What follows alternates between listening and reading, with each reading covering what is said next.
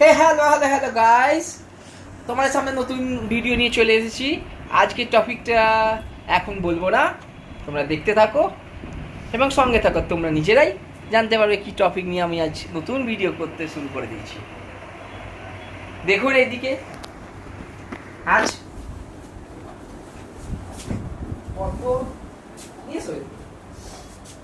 কত সুন্দর ভাবে আমার মায়ের জন্য মাছ নিয়ে এসেছি।